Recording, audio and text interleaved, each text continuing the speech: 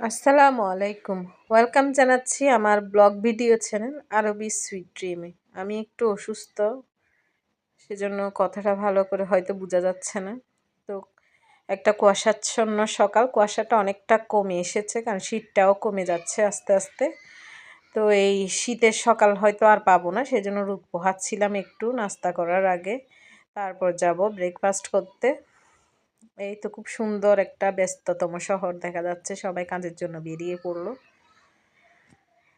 তো চলে আসলাম রান্নাঘরে। আমি বলেছিলাম কালকে মেহমান বাপা পিঠা এনেছে, তো ওখান থেকে বাপা পিঠাগুলো রয়ে গেছে, আসলে খাওয়া হয়নি। তো আজকে সকালে এগুলো আবার ভাপ নিয়ে দিচ্ছি, ভাপ দিচ্ছি, যেটা রাইস কুকারে এভাবে ভাপ দিলে আসলে এগুলো একদম এখন বানানো পিঠার মতো হয়ে যায়। ব্রেকফাস্ট করে আসলে আমার বড় মেয়েকে একটু পড়াতে বসেছি, কারণ কালকে থেকে ওর কন্টিনিউ স্কুল চলবে, কালকে ফার্স্ট স্কুল ডে ওর। তো সে কারণে সব কিছু একটু বইয়ের কিভাবে একটু পড়তে হবে বা পড়ালে এগুলো শিখাচ্ছি। তো আমার ছোট মেয়েও বোনের সাথে বই একটা নিয়ে পড়তেছে পড়তেছে ভাব করে বসে গেছে, আর কিছু বললাম না।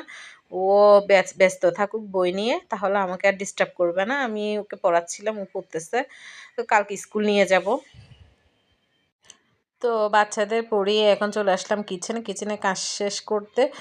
তো রান্না বান্না হচ্ছে অলমোস্ট একটু শেষ করলাম। ভাতটা হচ্ছে রাইস কুকারে, আর আমি সেই ফাঁকে যেগুলো আসলে পাতিল খালি হয়েছে এগুলো সব ধুয়ে নিব। আমি অনেক ছোট পাতিলও ইউজ করি, অনেক বড় পাতিলও ইউজ করি, এক এক সময় যে রান্নায় যে পাতিল লাগে। আর এই পাতিলগুলো হচ্ছে একটু অনেক পাতলা টাইপের কড়াইগুলা, একদম প্রতিদিন যে আমি ঝামাটা দিয়ে যেটা জালিটা দিয়ে ধুই তা না, প্রতিদিন ধুলে দেখা যাবে ফুটো হয়ে যাচ্ছে, এক বছরও লাস্টিং করতেছে না। সেজন্য অনেক সময় জালিটা দিয়ে না ধুয়ে অল্প রান্না হলে এভাবে করে ধুয়ে ফেলি। তো আমি এগুলো ধুচ্ছি, ধুতে ধুতে আসলে এখন ধোয়ার পরে আমার থেকে চলে যেতে হবে লিস্ট করার জন্য বাজারে। রান্না করতে এসে দেখি যে অনেক কিছুই আসলে নাই, তো এগুলো লিস্টও করতে হবে। আগে আমি এই কাজগুলো শেষ করে এখন লিস্ট করতে যাব পরে। তো রান্না করতে আসলে মনে পড়ে যে কি জিনিস নাই, আর তার আগে আসলে মনে পড়ে না। দেখা যায় যে রান্না করতে আসলাম, এটা নাই সেটা নাই। তো এটা আসলে মনে হয় নিয়মই সবার একই, রান্নাঘরে আসলেই মনে পড়ে এটা নাই ওটা নাই। আগে মনে পড়লে আসলে আগে থেকে নিয়ে আসা যায়। তো কিছু না কিছু শর্ট হয়ে বসে থাকে অনেক সময়, আবার অনেক সময় পারফেক্টলি সব কিছু থাকে। তো এভাবে আসলে ব্যালেন্সটা করতে হয়, কিছু করার নাই, গৃহিণী বলতে কথা, এভাবেই ব্যালেন্স করতে হয়, ব্যালেন্স করে চলতে হয়। তো এই কড়াইটা আসলে তেমন পুরনো হয়েছে তা না, কিন্তু এত পাতলা বলার বাহিরে, মানে তেলটা একটু বেশি থেকে বেশি গরম হলে কেমন তেলটা লেগে কালো হয়ে যায় তলা দিয়ে উপর দিয়ে। তো এটা আমি ঝামা দিয়েও ঘষি, কিন্তু এখন এতটাও কাজ করি না, ঝামা দিয়ে ঘষবো না, এরপরে লালচে ভাবগুলো কোনো দিনই উঠে না, কারণ এটা আস্তে আস্তে আসলে অনেক কালোর পর্যায়ে চলে যাচ্ছে, মানে ভালো না কড়াইটা। সেজন্য আসলে এগুলোটার অ্যালুমিনিয়ামগুলো মনে হয় ভালো না, এটা এক ধরনের কি বলবো আসলে টিন বলবো না স্টিল নাকি অ্যালুমিনিয়াম বলবো, ওই জিনিস কোয়ালিটিটাই ভালো নাই কড়াইটার। এরপরও আসলে যতদিন যায় আর কি ইউজ করতেছি, বাঙালিরা তো ওরকমই, মধ্যবিত্ত সংসার করতেই হয়, যেভাবেই হোক চলতে তো হবে। তো যে কয়দিন যায় ভালোভাবে একটু পরিষ্কার করে ওয়াশ করে নিয়ে এভাবে করে ইউজ করব। তো আমার অলমোস্ট ধোয়াধুয়ির কাজ শেষ। এখন বেসিনটাতে আসলে অতটা চর্বি যুক্ত কিছু আসলে করি নাই, তো ভালো করে মুছতে এখন হবে না, পরে খাওয়া দাওয়ার পরে মুছে নেব। আরও প্লেট ধুয়ে দুপুরে লাঞ্চ করার পর এখন এমনিতে হাত দিয়ে এভাবে করে পানি টানি এগুলো সরিয়ে দিচ্ছি সুন্দর করে। তো আমি এভাবে আসলে কাজ করি, যখন যেরকম পরিষ্কার হয় সেভাবে করে পরিষ্কার করি। তো বাজারের লিস্ট তৈরি করতে বসে পড়লাম। আসলে বাজারে গেলে হয় কি, একটা আনলে একটা আনতে ভুলে যায়, যদি লিস্ট করে না যায়। তো বাজার লিস্টটা তৈরি করে বাজারে গেলে যেটা প্রয়োজনীয় জিনিস সেগুলা আসলে যে লিখে রাখলে সেগুলো ওভাবে করেই লিস্ট করেই নিয়ে আসা যায়, আর বাদ পড়ে না বা ভুলে যাওয়া যায় না। সেজন্য লিস্টটা তৈরি করা আসলেই জরুরি। আর হচ্ছে যে অনেকে মান্থলি লিস্ট করে বাজার করে, আমাদের আসলে সেরকম না, আয় বুঝেই আসলে লিস্ট তৈরি করতে হয়। আমাদের তো হচ্ছে মাসে মাসের মধ্যে হয়তো 2 বার করতে হয়, 3 বার করতে হয়, এরকম লিস্ট করে কয়েকবার ভেঙে ভেঙে বাজার করতে হয়। যাদের ফ্যামিলিতে যেরকম আসলে ওভাবেই চলতে হবে। আমি আমার মতো করে করব, অন্য ফ্যামিলিতে অন্য ফ্যামিলির আয় অনুযায়ী করবে, সেটাই। বাজার লিস্ট এমন না যে আমি মান্থলি বাজার করতেছি, আপনার ফ্যামিলিতেও মান্থলি এভাবে বাজার লিস্ট বানাইতে হবে। আসলে লিস্ট করে বাজার করা মানে হচ্ছে একটা নিয়ম অনুযায়ী বাজার করে কিভাবে মানে বাজার করতে হবে নিয়ম অনুযায়ী, বা আমার এখন কি প্রয়োজন আছে, আমার টাকার আয় বুঝে কতটুকু দরকার, তো সেটার জন্য লিস্টটা করা। আর হচ্ছে কোনো প্রয়োজন জিনিস কোনো ভুলে যাচ্ছি নাকি, দোকানে যেতে যেতে ভুলে যাব না কি না, বাজার থেকে আনতে ভুলে যাব কি না, সেটার জন্য হচ্ছে লিস্টটা করা। ওইটা না যে আমি পুরো মাসের বাজার লিস্ট করে ফেললেই আমার যে সব কিছু একদম ফিক্সড হবে, আমার আয়টা একদম সেভ হয়ে যাবে, ওভাবে কোনো কিছুই না আসলে। যাদের আয় সেই অনুযায়ী, অনেকে আপনি 2-3 বার করে অনেকে মাসে বাজার করে, মাসের বাজারগুলো আবার অনেকে একসাথে নিয়ে আসে, এটা যার যার আয়ের উপর নির্ভর।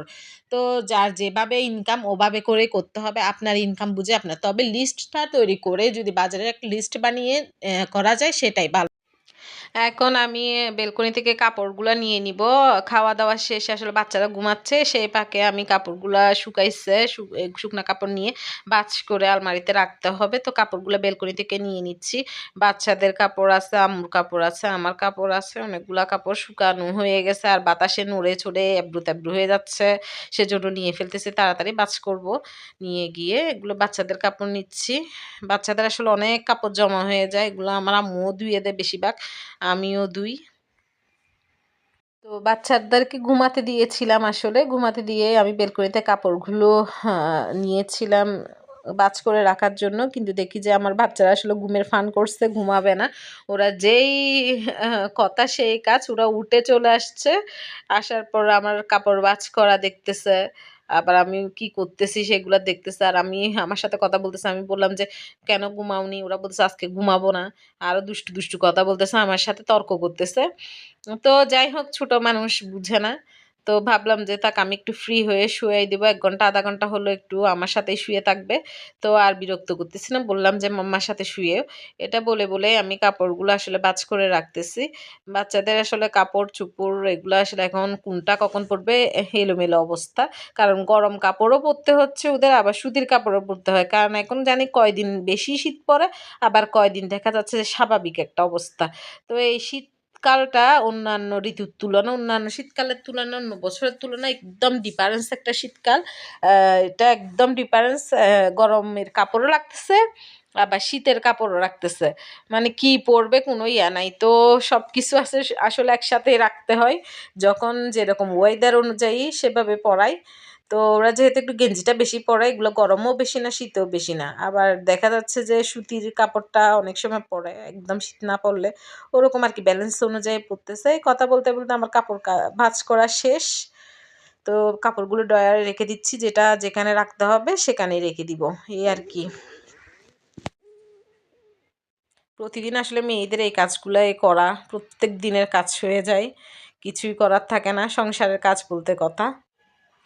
আমার ভিডিও ব্লগটি যদি আপনাদের মনে এতটুকু জায়গা করে নিতে পারে, আমার ভিডিওর এতটুকু অংশ যদি আপনাদের ভালো লেগে থাকে, তো আমার ভিডিও ব্লগটি পুরোটা জুড়ে তো সব কিছু খারাপ লাগা এমন কিছু নাই।